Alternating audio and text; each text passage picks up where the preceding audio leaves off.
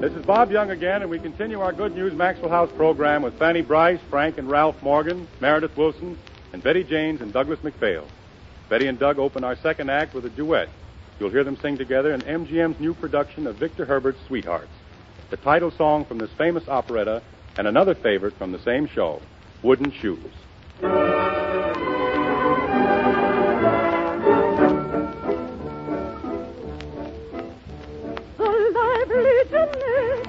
Famed for frivolity, a sprightly cookie who lived just for jollity, had plenty of suitors, had only to choose, and being a Dutch girl, she wouldn't choose.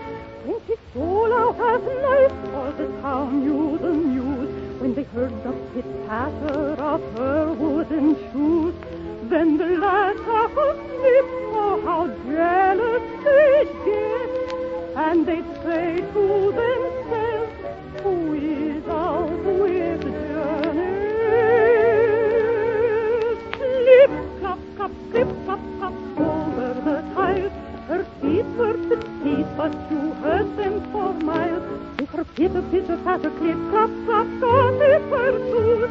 The secret betrayed by Jaynes wooden shoes. Clip, clop, over the tiles. Her feet were petite, but you heard them for miles.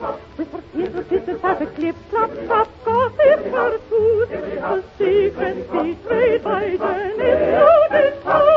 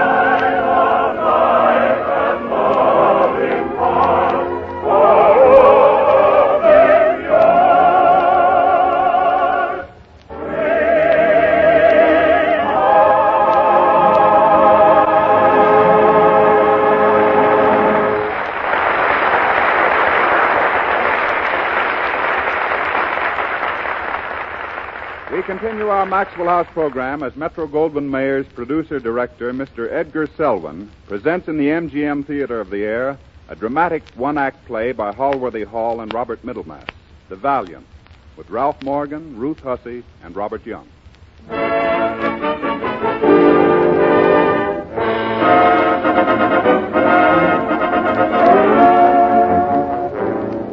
The Valiant is the story of a man condemned to death. Throughout his trial, he's given his name as James Dyke, and no one has been able to learn his true identity. Our scene is the warden's office in the penitentiary. The warden, Ralph Morgan, has sent for Dyke, Robert Young, in a last-minute effort to find out who he really is. Dyke, you've only got about 20 minutes more to live. Well, I told you why I killed Brennan. I killed him because he wasn't fit to live. I told the judge and the jury the same thing. I'm not ashamed of that. I'm rather proud of it. Well, let that go. What I don't understand is how you happen to get mixed up with a man like that. That's the part I'm not so proud of. I see. You haven't changed your mind about telling me your real name. No, sir. Why not, Dyke? Well, put yourself in my place. You have friends, relatives. Your mother living? She is, thank heaven. I don't even know whether mine is or not. But if she is, do you think it would make her happy to know her son died paying a debt to the state? I'm afraid not. Well, that's the reason I'm James Dyke tonight, Warden. So long since I've been home that there's not much danger. But if I told you my name, even in confidence, I wouldn't feel comfortable. Comfortable. That's a strange word to use in the circumstances, isn't it? Yes. Well, my boy, is there anything I can do for you? No, thanks. I'm sorry. Suppose you rest in your cell for a moment, and then I'll send for the Father Daly in. He'll see you. Yes. Yes, Warden? Take Dyke to his cell, please. Yes, sir. Goodbye, Dyke. Goodbye.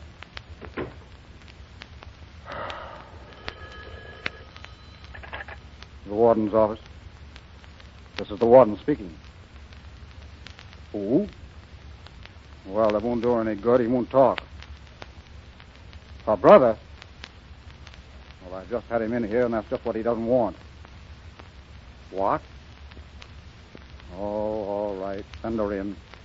I'll talk to her. 11:45 now. Pretty late for anything like this. Come in. Hello, miss. You've come to see James Dyke. Yes, sir. Come in and sit down, please. Yes, sir. How long is it since you've seen your brother? I haven't seen him since I was a little girl. How do you think you're going to recognize him? Suppose he doesn't want to be recognized by you or anybody else. I'd thought of that. I'm just going to talk to him, ask him questions about things he and I used to do together. And I'll watch his face. If he's my brother, I'm sure I can tell. What did you and your brother ever used to do together that would help you now? He used to play games with me when I was a little girl and tell me stories. That's what I'm counting on mostly, the stories. Well, I'm afraid. Especially Shakespeare stories. Shakespeare? Well, yes. He used to get the plots of the plays, all the Shakespeare plays. And then he'd tell me the stories in his own words. Oh, it was wonderful. Well, I'm certainly afraid he But best of all, he'd learn some of the speeches from the plays themselves. He liked to do it. He was sure he was going to be an actor. Oh, I see. And every night he'd sit on the side of my bed. And when I got sleepy, there were 2 speeches we'd always say to each other. 2 speeches out of Romeo and Juliet. And then I'd go to sleep. I used to say, "Good night. Good night. Parting is such sweet sorrow that I shall say good night till it be morrow."